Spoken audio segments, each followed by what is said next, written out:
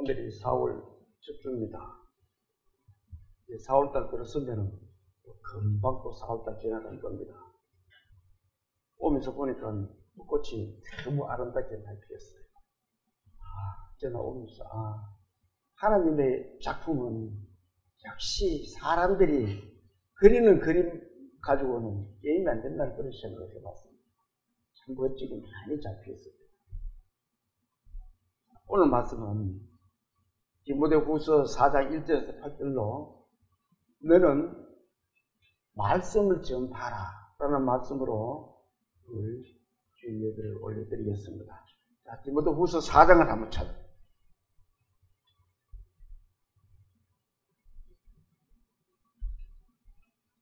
(345페이지)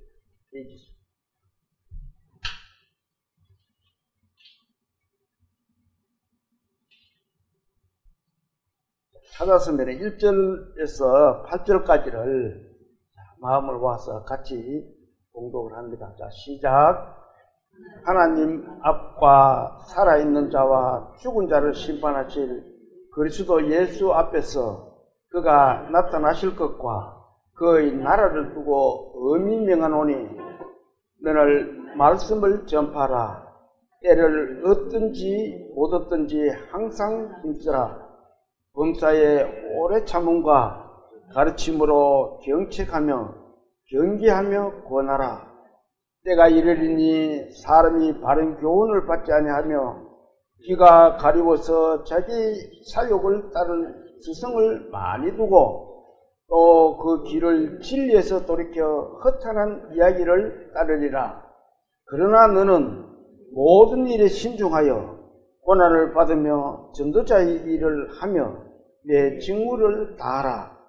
전제와 같이 내가 벌써 부어지고 나의 떠날 시각이 가까웠도다.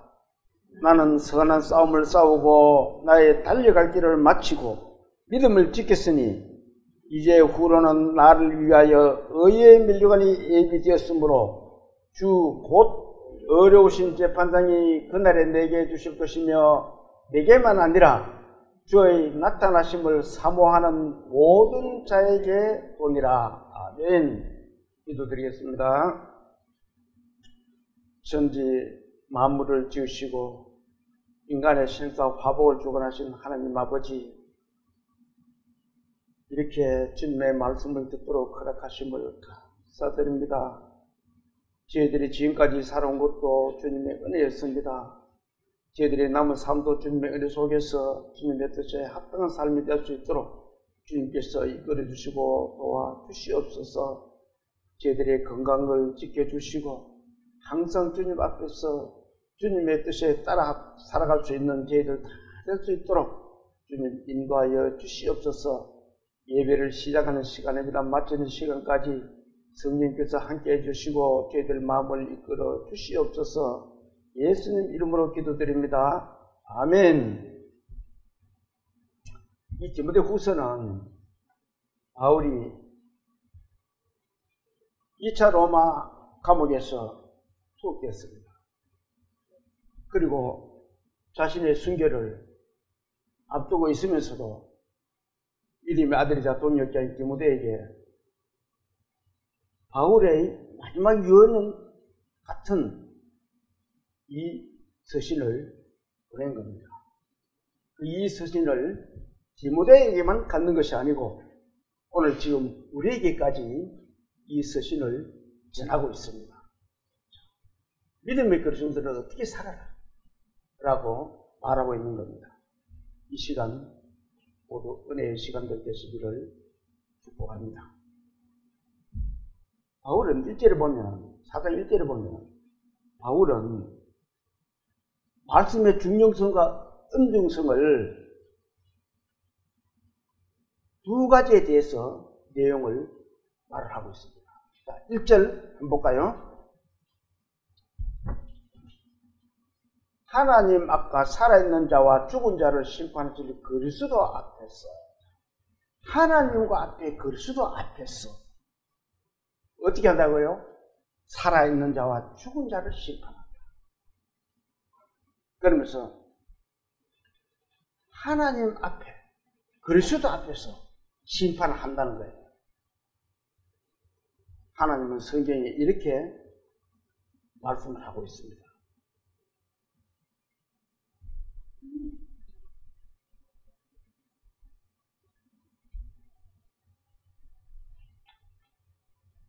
마태복음 25장 31절에 이렇게 기록하고 있습니다. 같이 한번 읽어볼까요? 인자가 자기 영광으로 모든 천사와 함께 올 때에 자기의 영광의 보좌에 앉는다. 예수님이 하나님의 영광을 가지고 이 세상에 재림을 한다는 거예요. 올 때에 어디 앉는다고요? 영광의 보좌. 그 영광의 보좌는 심판의 보좌입니다. 또 이 말씀을 한번 더 볼까요? 그 심판의 보좌에 앉아서 그들은 영벌에 뭐예요? 의인들은 영생에 들어간다. 이렇게 영광의 보좌에서 주님 재림하시면은 세상 사람들에게 심판을 한다. 요한계시록으로도 이렇게 기록하고 있습니다. 요한계시록 21장 12절에 있는 말씀입니다. 같이 한번 읽어볼까요? 보라, 내가 속히 오리니 내게 줄 상이 내게 있어 각 사람에게 그가 행한 대로 갚아주리라. 각 사람. 그러면은 주님 앞에 정말 바울과 같이 사는 사람이 있는가 하면 아무리 말씀을 전해도 알아듣지도 안 하고 하나님 말씀을 배척하는 그런 사람들도 있겠죠. 그러면 각 사람에게 그가 행한 대로 갚아준다는 겁니다. 심판을 하시겠다는 거예요. 지금 이 바울 사도가 이 마지막 유언 같은 이 마지막 말씀을 남기면서 이 디모데에게 우리에게 그렇게 지금 이야기를 하고 있는 겁니다. 자, 또 한번 봅시다. 하나님 앞과 살아있는 자와 죽은 자를 심판하실 그리스도 예수 앞에서 그가 나타나실 것과 그의 나라를 두고 그의 나라가 어디예요? 그의 나라는 우리 성도들이 손꼽아 기다리는 미래의 소망인 천국입니다. 그의 나라를 두고 간다. 그러면은 구원받은 사람들은 천국의 소망은 있지만 구원받지 못한 사람들은 그 천국의 소망이 없다는 거예요. 그러면서 어떻게 한다고요? 그의 나라를 두고 엄히 명한다. 그저 명하노라가 아니고 엄히 명한다. 틀림없이 그렇게 한다는 거예요. 그러면서 바울은 이렇게 이야기하고 있습니다. 자, 2절 같이 한번 읽어볼까요? 너는 말씀을 전파하라. 때를 얻든지 못 얻든지 항상 힘쓰라. 범사에 오래 참음과 가르침으로 경책하며 경계하며 권하라. 이 바울사도는 그렇게 되기 전에 말씀을 전파하는 거예요. 믿음의 성도들. 그것을 말씀을 전하는데 이 네 가지의 특별한 교훈을 지금 말을 하고 있습니다. 그 처음에 뭐예요? 첫째가 뭐예요? 첫째가 때를 얻든지 못 얻든지 항상 힘쓰라. 그리고는 범사에 오래 참아야 된다. 이 범사라는 것은 갖가지 모든 일, 믿음의 그리스도인들은 모든 일에도 참아야 된다는 거예요. 그런데 이 참는다는 것은 정말 힘듭니다. 각 개인들이 화가 나면은 참을 수가 없어요. 디모데전서 1장에 이렇게 기록하고 있습니다. 같이 한번 읽어볼까요? 그러나 내가 긍휼을 입은 까닭은 예수 그리스도께서 내게 먼저 일체 오래 참으심을 보이사 후에 주를 믿어 영생 얻는 자들에게 뭐가 된다고요? 본이 돼. 믿음이 그리스도인들이 참아야 되는 이유가 예수 그리스도께서 먼저 본을 보였어요. 그 예수 그리스도의 죽음, 참음은 죽음에까지 이르게 되는 것이 예수 그리스도의 참음입니다. 예수 그리스도는 하나님이잖아요. 안 죽을 수 있었잖아요. 그렇지만 참았다는 겁니다. 그것이 본이 되었다. 믿음의 그리스도인들에게 본이 되었다는 거예요. 저와 여러분들에게도 그것이 본이 되어야 됩니다. 우리가 세상에 살면서 참 세상 사람들하고 바꿀 일도 많이 있습니다. 저는 보면 항상 제가 손해보는 것 같아. 그러면서도 참아야 됩니다. 세상 사람들은 모르려고 하는 거예요. 모르고 하니까. 예를 들면은 이 쫀쫀한 이야기인데 경상도 사투리로 쫀쫀한 이야기입니다. 제가 조그만 밭을 도로가에 옆에 하고 있었어요. 예를 들어 넓이가 한 2m 정도 했는데 어느 날 비가 와가지고 다 무너져 버렸어요. 그래가지고 내가 그걸 끌어내고 내가 했던 자리로 2m 정도를 딱 만들었더니만 그 앞집에 할머니가 거기 밭을 하셨어요. 난리 난 거예요. 자기 밭 다 빼앗아 갔다고. 나는 그 오늘이 난 거예요.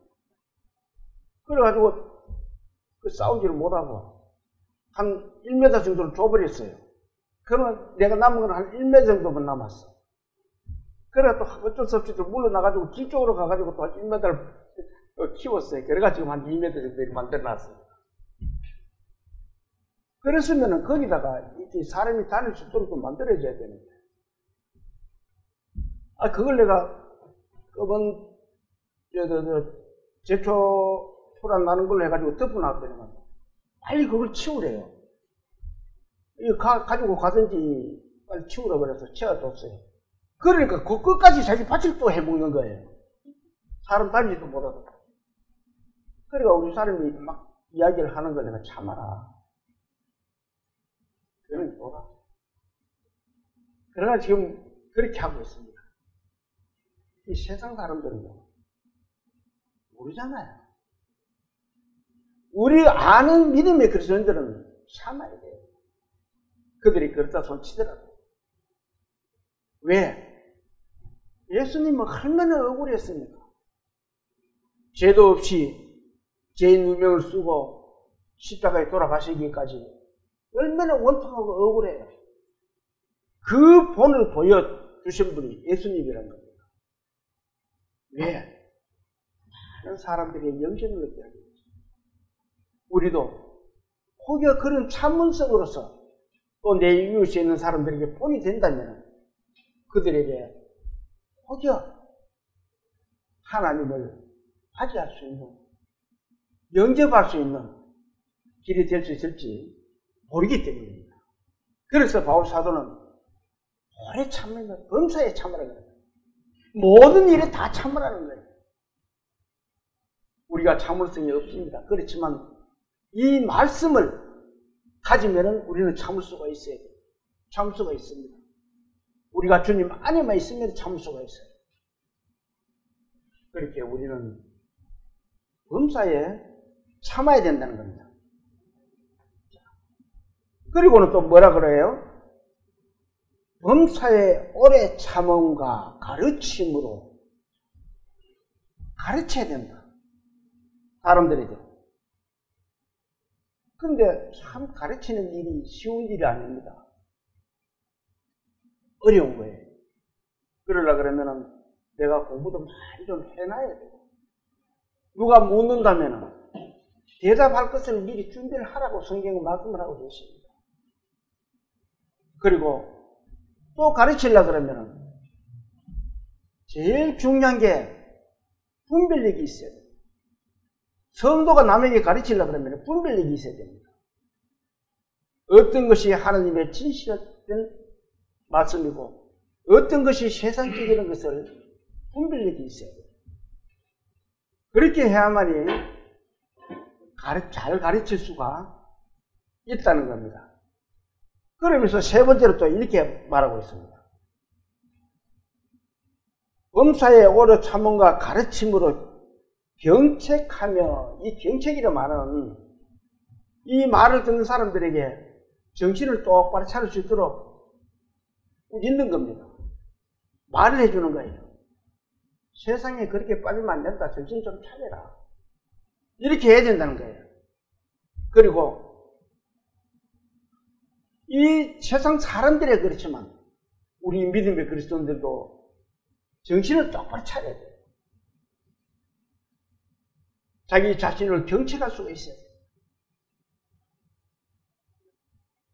그러면서 내가 경책해야만이 남에게 잘 가르칠 수도 있고 죄의 허물이 된 것도 이야기를 해줄 수도 있고 그렇게 해야 된다는 겁니다. 그러면서 바울 사도는 또 이렇게 말하고 있습니다. 경책하며 경계하며 권하라. 바울 사도는 죄인이 옳은 길 갈 수 있도록 꾸짖고 책망을 하면서 하나님 말씀을 잘 알아들을 수 있도록 권하라는 거예요. 물론 이 말씀은 디모데에게라고 보낸 서신이지만 지금 우리에게, 저에게, 여러분에게 보낸 편지입니다. 저는 이 말씀을 사도 바울에 대한 말씀을 보면서 사도 바울에 대한 행적들을 남에서부터 쫙 다 제가 뽑아봤어요. 죽을 때까지. 어떻게 죽은 것까지. 참 위대한 사도라고 저는 생각을 합니다. 비록 저는 모든 것이 부족하지만 그래도 이 사도 바울의 이 행적들을 보면서 조금이라도 따라가야 되지 않겠느냐 하는 그 생각을 많이 해봤습니다. 그러면서 마음에 울컥하면서 정말 그 사도 바울의 생애를 보면서 참 나도 구원받았다고 생각하는 믿음의 그리스도인이 내 삶이 나는 어떻게 살아가고 있는지 한번 깊이 생각을 가질 수 있도록 저와 여러분은 생각을 해봐야 됩니다. 그리고 3대로 또 한번 볼까요? 때가 이르리니 사람이 바른 교훈을 받지 않으며 귀가 가려워서 자기의 사욕을 따를 스승을 많이 두고 때가 이르다. 이 때가 언제예요? 어느 때에 이르는 거예요 지금? 자, 앞에 3장 1절을 한번 같이 읽어봅니다. 3장 1절 시작. 너는 이것을 알라. 말세에 고통하는 때가 이르러. 지금 어느 때예요? 말세에 고통하는 때라는 거죠. 때가 이르러. 지금 그럴 때가 되었다는 거예요. 그럴 때가 되면은 귀가 가려워서 사람들이 귀가 가려워. 자기 사욕을 따르는데 바빠요. 세상 사람들은 자기가 듣고 싶어하는 말을 말하는 사람들이 모여듭니다. 요즘 지금 선거철이잖아요. 참 보면은 저는 하나님께 기도만 드립니다. 주님 이 나라를 지켜주십시오. 주님의 복음을 위해서 이 나라를 지켜주십시오. 그 생각이 너무 간절해요. 정말 어떻게 보면은 말도 안 되는 부분들도 많이 있습니다. 그렇지만 그런 쪽에 사람들이 막 몰려드는 거 보면은 정말 참 마귀의 활동이 얼마나 센 줄을 한번 실감을 하게 되더라고요. 그럴 때마다 주님 이 나라를 지켜주십시오. 이 나라에 주님의 자녀들이 얼마나 많이 있습니까? 참 그런 기도가 계속 지금 요즘 하고 있습니다. 우리 믿음의 성도들도 이 나라를 지키기 위한 기도를 많이 해야 됩니다. 그리고 투표를 잘 하셔야 돼요. 자, 또 말씀을 한번 볼까요? 로마서 1장에는 이렇게 기록하고 있습니다. 같이 한번 읽어볼까요? 썩어지지 아니하는 하나님의 영광을 썩어질 사람과 새와 짐승과 기어다니는 동물 모양의 우상으로 바뀌었다. 사람들이 썩어지지 않은 하나님의 말씀은 듣지를 안 한다는 거예요. 그러면서 사람과 새와 짐승과 기어다니는 동물 모양의 우상으로 바뀌었다.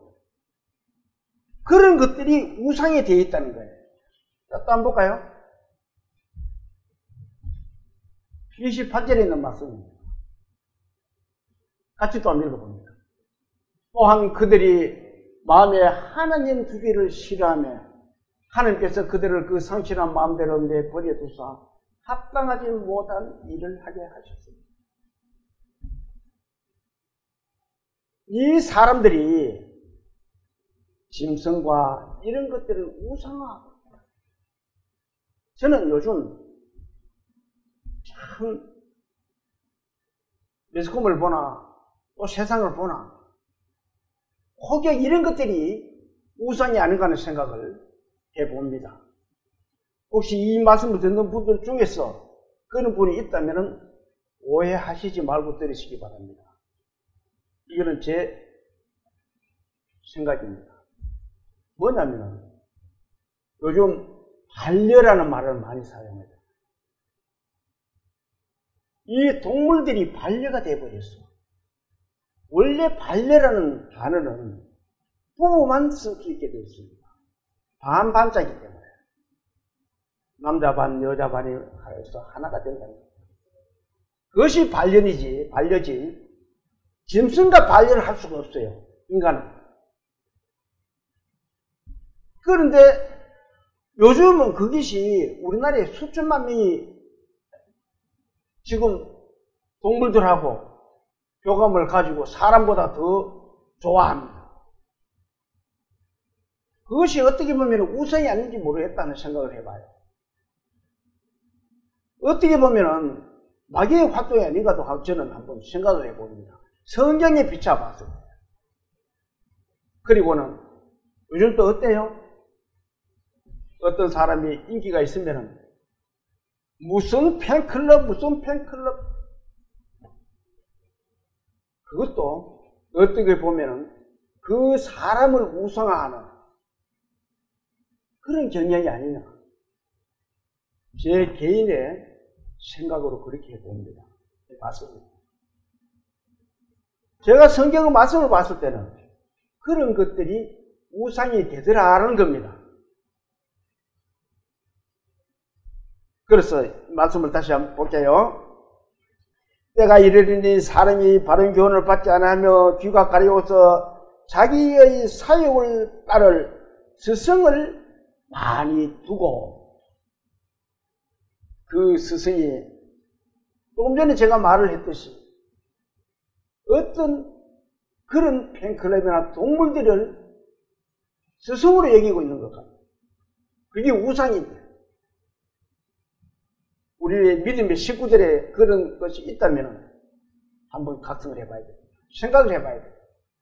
거기에 내가 짐승을 키우는데 그게 우상화가 되어 있지 않는지, 사람보다 짐승을 더 좋아하고 있지 않는지, 그러면 안 된다는 겁니다. 이 바울 사도는 이 마지막 유언으로 그걸 우리에게 남겨주는 거예요. 유언이 뭐예요? 그 뒤로는 그 사도 바울의 말을 들을 수가 없는 것이 마지막 말이 유언입니다. 그 마지막 말에 사도 바울은 이렇게 우리에게 말을 하고 있습니다. 그러면서 또 한번 볼까요? 4절. 4절 같이 한번 읽어보면, 또 그 귀를 진리에서 돌이켜 허탄한 이야기를 따르고 그 귀를 진리에서 돌이켜. 진리가 누구예요? 진리가 누군가 한번 볼까요? 자, 진리가 누군지 한번 봅시다. 요한복음 14장 6절에 있는 말씀입니다. 같이 한번 읽어볼까요? 예수께서 이르시되 내가 곧 길이요 진리요 생명이니 나로 말미암지 않고는 아버지께로 올 자가. 예수 그리스도가 진리인데 그 진리에서 돌이킨다는 겁니다. 그러면서 진리를 돌이키고는 뭐해요? 허탄한 이야기를 따른다. 허탄. 세상 사람들은 진리 있으면 하나님 말씀보다 듣지 않아도 될 여러 가지 세상 이야기를 더 따르고 좋아한다는 겁니다. 특히 요즘 주의해야 될 부분은 말씀을 전하는 사람들이 주의해야 돼요. 왜 그러냐면 사람들에게 주목을 끌기 위해서 주목을 끌기 위해서 또 인기를 얻기 위해서 세상의 이론이나 호기심을 불러일으키는 가설을 전파하는 그런 것들이 허탄한 이야기인데 그런 것을 전하는 지도자가 있다면 주의해야 됩니다. 생각을 해봐야 됩니다. 이 사람들이, 말씀을 전하는 사람들이 이 성경 말씀을 인용을 하면서 세상 것을 갖다 붙여가지고 허탄한 이야기들을 많이 하고 있어요. 그런 것들은 다 허탄한 이야기라는 거예요. 정말 우리 믿음의 성도들은 그 허탄한 이야기에 귀를 기울이지 말고 오직 주님의 말씀인 성경에 귀를 기울여서 믿지 않는 사람들에게 복음을 전파해야 돼요. 세상은 이렇지만 그래도 너는 복음을 전파하라. 그렇게 지금 바울은 유언으로 남겨주고 있습니다. 5절도 한번 볼까요? 그러나 너는 모든 일에 신중하여 고난을 받으며 전도자의 일을 하며 내 직무를 다하라. 여기도 세 가지의 중요한 말을 남깁니다. 그 첫째가 뭐냐면 너는 모든 일에 신중하라. 믿음의 그리스도인들은 신중해야 됩니다. 이 말이 입이 너무 가벼우면 안 돼요. 말에 무게가 있어야 됩니다. 어디 가서 뭘 하든 믿음의 그리스도인들은 신중해야 돼요.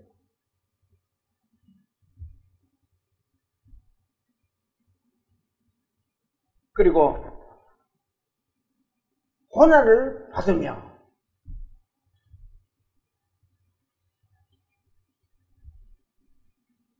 사람들이 믿음의 성도들이 복음을 전해봅니다. 그러면은 때에 따라서는 많은 고난을 받을 수가 있어요. 어려움들이 생길 수가 있습니다. 그래도 범사에 우리는 참아야 됩니다. 때를 얻든지 못 얻든지 너는 전파라 그랬죠. 우리는 전파를 해야 됩니다. 세상 사람들이 허탄한 일에 빠져가지고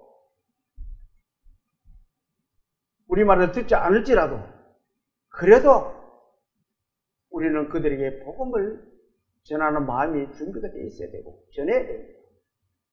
내 삶이, 내 마지막 삶이 거기까지 가야 돼요. 하나님은 한 영혼을 귀히 여기십니다. 혹시 그들 중에서 한 영혼이 주님을 영접한다면은 그 한 영혼을 위해서 하나님은 모든 백성들을 불러놓고 잔치를 한다 그래요. 그래서 우리는 그 한 영혼을 위해서 말씀을 전해야 된다는 겁니다. 그러면서 또 이렇게 말합니다. 전도자의 일을 하며 구원받은 성도들은 모두가 전도자입니다. 성도들은 모두가 전도자예요. 이 디모데만 전도자가 아니고 저와 여러분도 전도자예요. 전도자는 어떻게 해야 돼요? 직무를 다해요. 세상 직장에서도 직장인이 자기 일에 소홀하고 태만하면은 그 직장 상사가 뭐라 그래요? 너는 직무유기이니까 그만둬. 직무를 게을리하니까 거기에 따른 벌칙을 내리겠지요. 믿음의 그리스도인들도 마찬가지입니다. 하나님의 큰 사랑을 우리에게 베풀어 주셨는데 그것을 영접한 우리가 하나님의 일을 게을리하면 하나님의 일에 직무유기가 되는 거예요. 그래서 뭐라 그랬어요? 각 사람에게 행한 대로 어떻게 한다 그랬어요? 갚으려. 바울에게 주는 상급과 나에게 주는, 여러분들에게 주는 상급이 같아요? 하나는 같을 수가 있어요. 천국 같은 건 같지만도 거기에 따르는 상급은 다 달라요. 그 상급이 다 똑같으면은 그럼 왜 그렇게 살아야 돼요? 어렵게 살아야 돼요? 그는 밖에 왜 살아야 돼요?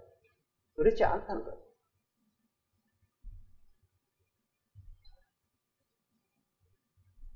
그러면서 바울은 또 이렇게 말을 하고 있습니다. 앞에까지는 이 말씀 내용을 보면은 성도들에게 또 디모데에게 이 교훈을 말을 하고는 이제 바울은 자기 본인에 대한 이야기를 하고 있습니다. 자, 6절 한번 볼까요? 6절 같이 한번 읽어봅니다. 전제와 같이 내가 벌써 부어지고 나의 떠날 시각이 가까워왔도다. 자, 이 말씀이 무슨 말씀이에요? 떠날 시각이 가까웠다. 전제와 같이 부어졌다. 이 말씀을 보면 전제와 같이 부어졌다라고 말하고 있습니다. 바울은 이 복음의 선교를 위해서 순교를 맡는 자신을 하나님께 부어준 전제물이라는 거예요. 그렇게 지금 이야기하고 있습니다. 나는 하나님에게 전제물로 바쳐지는 사람입니다. 저는 이 말씀을 보면서 얼마나 가슴이 뭉클한지, 정말 나는 하나님에게 받은 그 사랑으로 내가 하나님께 무엇이 되어 있는지 그 생각이 들면서 참 가슴이 뭉클했습니다. 바울은 자기가 하나님께 드리는 전제물이에요. 그렇게 이야기하고 있습니다. 이 전제에 대해서는 민수기 15장에 기록이 잘 되어 있습니다. 자, 민수기 15장을 한번 찾아봅니다. 219페이지.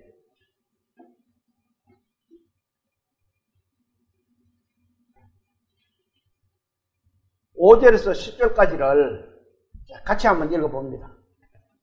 219페이지.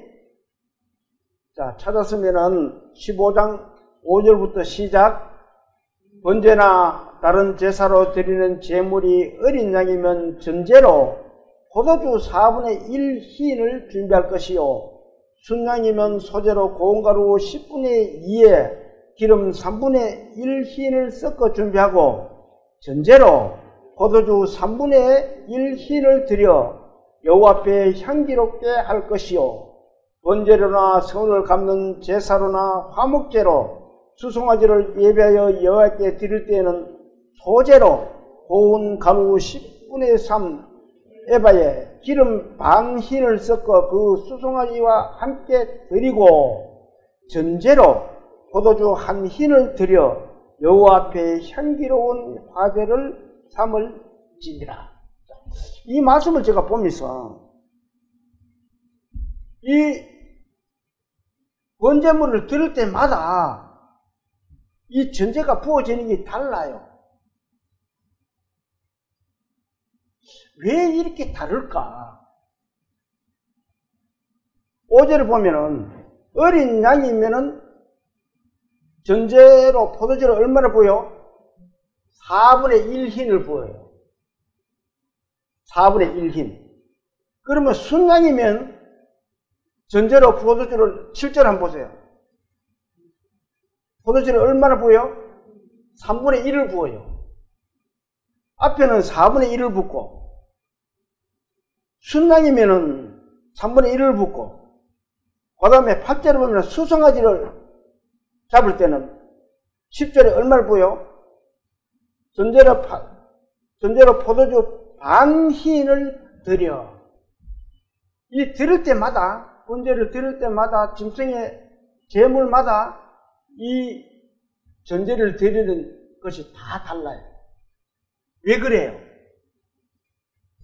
저는 이 말씀을 혼자 생각을 해봤어요.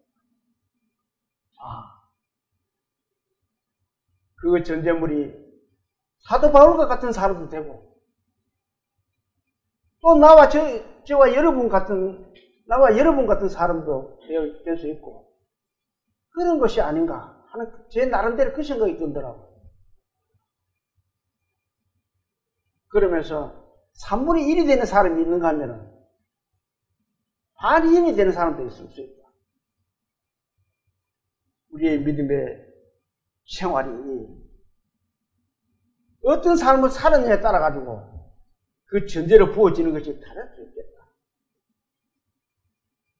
제 나름대로 그 생각을 해봤어요.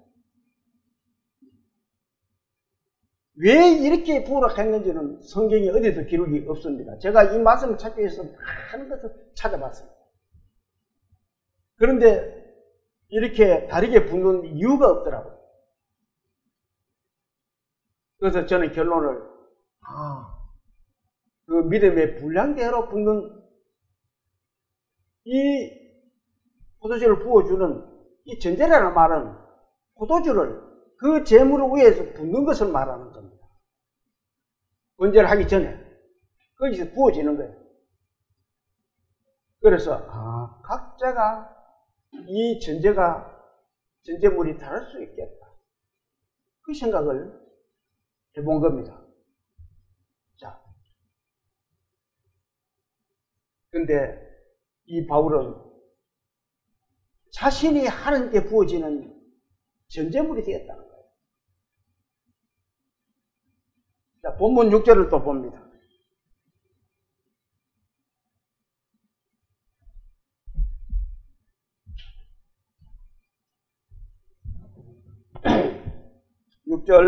전제와 같이 내가 벌써 부어지고 나의 떠날 시각이 가까워왔다. 떠날 시각이 가까워왔다.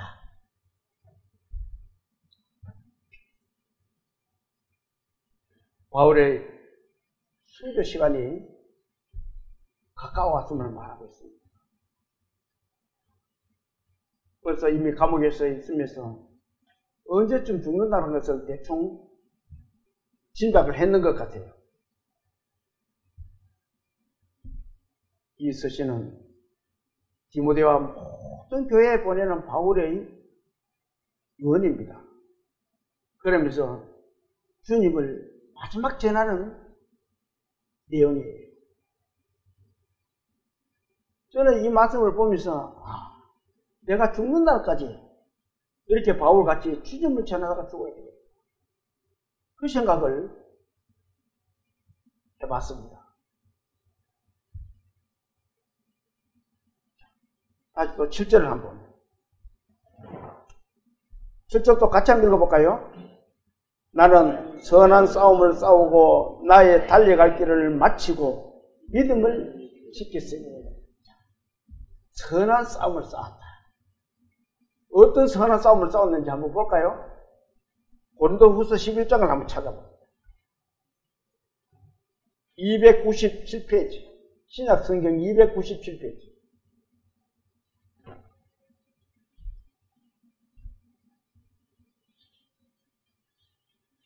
바울은 선한 싸움인데 우리가 보면은 고통의 싸움입니다. 자, 23절부터 27절까지를 같이 한번 읽어볼까요? 시작. 그들이 그리스도의 일꾼이냐 정신없는 말을 하거니와 나는 더욱 그러하도다.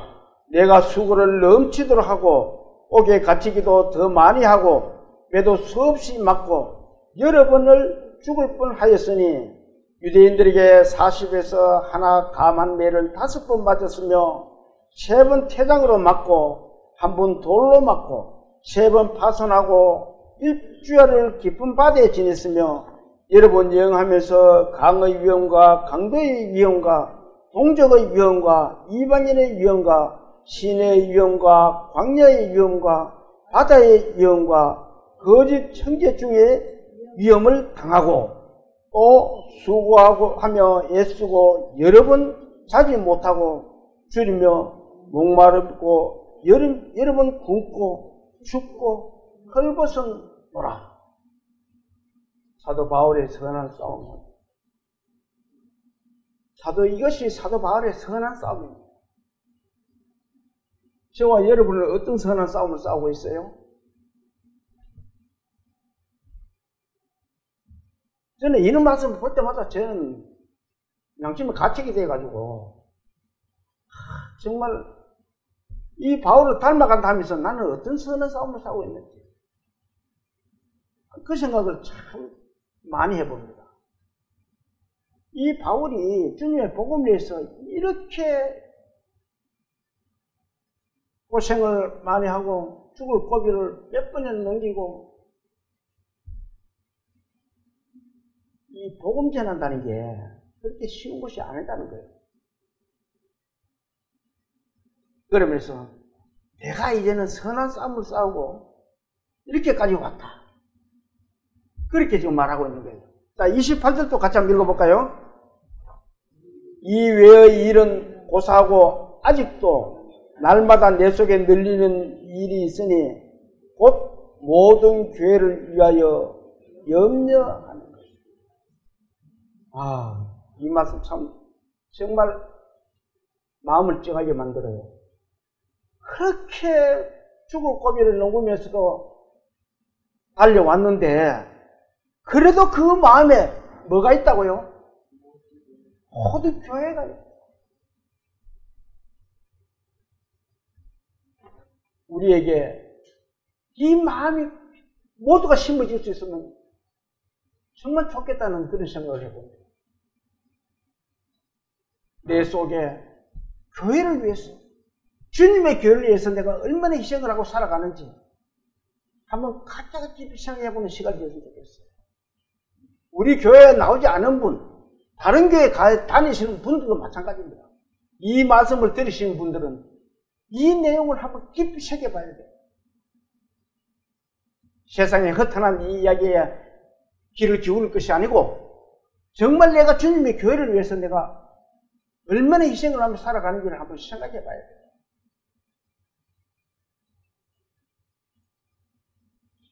저와 여러분은 이 말씀을 깊이 새길 수 있는 믿음의 성도들 다 되시기를 소망합니다. 다시 본문 한번 볼까요?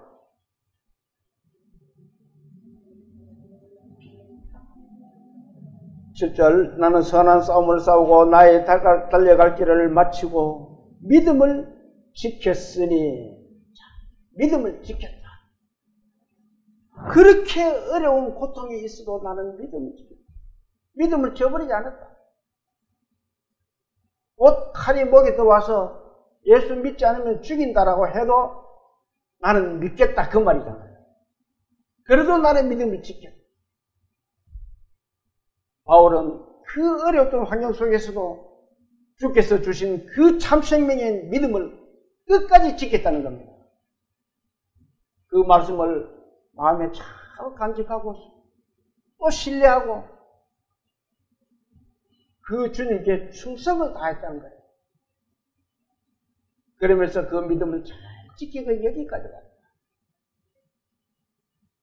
지금 바울은 자기 자신에 대해서 그렇게 우리에게 교훈을 하고 있는 겁니다. 8절도 한번 볼까요? 8절 같이 한번 읽어볼까요? 이제 후로는 나를 위하여 의의 면류관이 예비되었으므로 주 곧 어려우신 재판장이 그날에 내가 주실 것이며 내게만 아니라 주의 나타나심을 사모하는 모든 자에게 이제 후로는 나를 위하여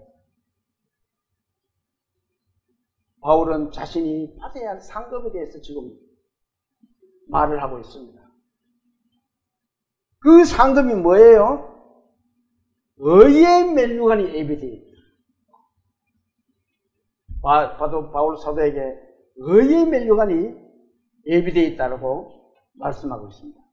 이 의의 면류관은 예수 안에서 어렵다고 인정받은 성도들이 받는 상급입니다. 각자가 받는 상급이에요. 자, 이 말씀을 한번 볼까요? 야고보서 1장 12절에 있는 말씀입니다. 자, 같이 한번 읽어봅니다. 시험을 참는 자는 복이 있나니 이는 시련을 견뎌낸 자가 주께서 자기를 사랑하는 자들에게 약속하신 뭐라고요? 생명의 면류관을 얻을 것입니다. 우리는 모든 시험을 참아야 복이 있다는 거예요. 이런 시련을 견뎌낸 자가 주께서 자기를 사랑하는 자들에게 약속을 했어. 그래, 날 위해서 끝까지 지키면 상급이에요. 그것이 의의 면류관이에요. 생명의 면류관이에요. 그렇게 면류관을 주신다는 거예요. 바울은 그 면류관을 향해서 그 어려운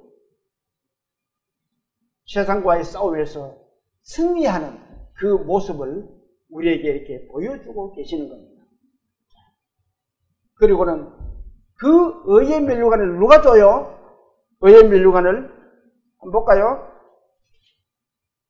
이제 후로는 나를 위하여 의의 면류관이 예비되었으므로 주 곧 어려우신 재판장이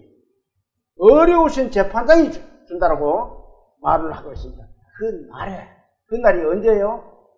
장차 예수 그리스도께서 심판의 주로 오신 날입니다. 그 날에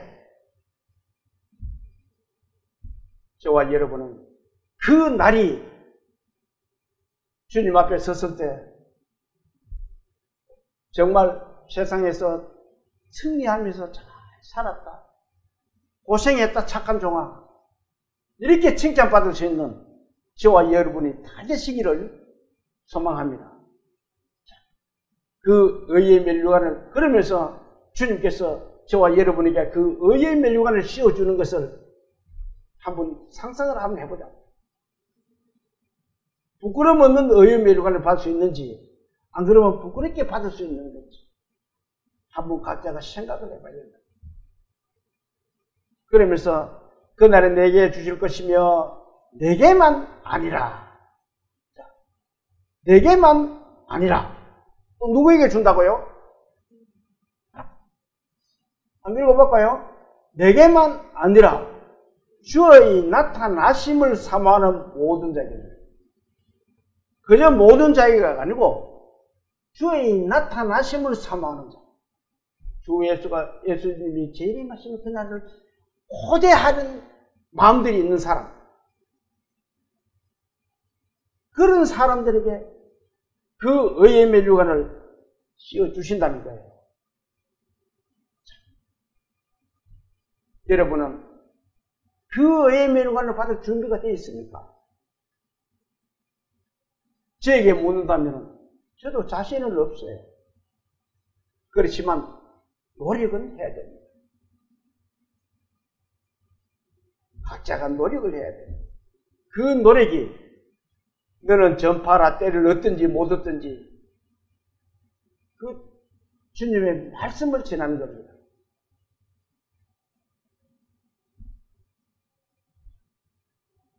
고린도전서에는 이렇게 기록하고 있습니다. 자, 이 말씀을 한번 볼까요? 고린도전서 15장 58절에 있는 말씀입니다. 같이 한번 읽어봅니다. 그러므로 내 사랑하는 형제들아 견실하며 흔들리지 말고 항상 주의 일에 더욱 힘쓰는 자들이 되라. 이는 너희 수고가 주 안에서 어떻게 된다고요? 헛되지 않는다. 우리가 주님 앞에서 주의 일을 했을 때 그것이 헛되지 않다고 하나님의 약속의 말씀입니다. 하나님은 우리에게 그렇게 약속을 해주셨습니다. 견실하며 흔들리지 마라.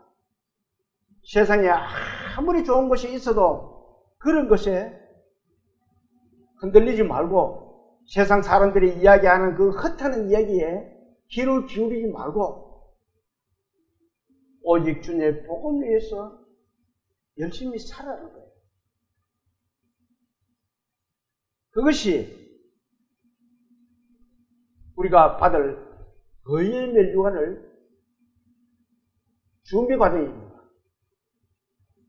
그런 것 없이 의의 멸류관을 주님께 받기가 부끄럽잖아요.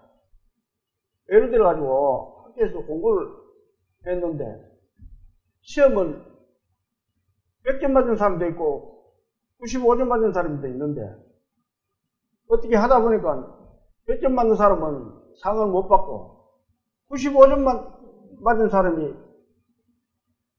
우등상을 받는다면 그 학생 마음이 어때요? 어떻게 했어요? 100점 맞은 사람한테 부끄럽겠죠? 얼마나 부끄럽겠어요? 그리고 손가락질 받을 것이고 우리는 다 100점을 받고 어려운 사람이 되어서 의의 멸류관을 칭찬받으며 받을 수 있는 저와 여러분이 되시기를 소망합니다. 오늘의 이 말씀을 보면 우리가 믿음을 지켜오고 지금까지 살아온 것이 헛된 것이 아님을 우리가 알 수가 있습니다. 바울 사도가 마지막 유언으로 우리에게 이렇게 말씀을 남겨줬잖아요. 그 말씀이 내게만 아니라 주의 나타나심을 사모하라.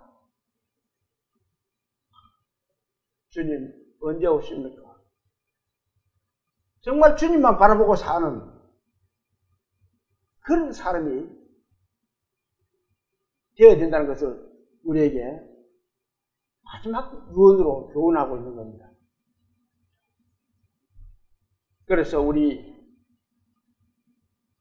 믿음의 그리스도인들은 이 세상을 다할 때까지 주님의 복음을 전파하는 저와 여러분이 다 되시기를 소망하면서 4월 1일 4월달 첫째 주 오전 예배를 마치겠습니다. 기도 드릴게요. 사랑이시고 능력이시며 좋으신 하나님 아버지, 오늘은 사도 바울의 마지막 선교 앞에서 우리에게 주는 교훈의 말씀을 들었습니다.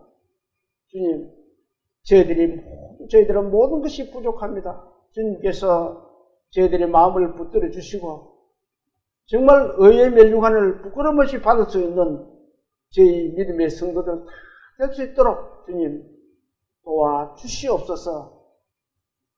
그리고 각 처에서 말씀을 듣고 계시는 모든 분들에게도 주님의 큰 은혜로 그 가정의 화목과 화평과 평안을 누릴 수 있도록 주님 그 가정을 축복하여 주시옵소서.